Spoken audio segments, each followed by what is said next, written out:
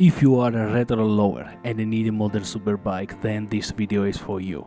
Welcome to my channel, I'm Thomas, and to see many more interesting motorcycles, subscribe to my channel. My channel is all about motorcycles. As for this top 10, I will show you the top 10 iconic old money style naked and sport bikes. As you know, after some years all became new again, and generally nothing new is created, everything new is old well forgotten, and this video is about that. Old money style motorcycle. This is a style when you can ace the triumph of the past. Why do you think Ferrari became so popular? What made it so associated with sport cars? He made it so that in the past when Ferrari archives great victories, 24 horse of the Le Mans and the late in Formula 1, and it is the past of the history that auto enthusiasts buy.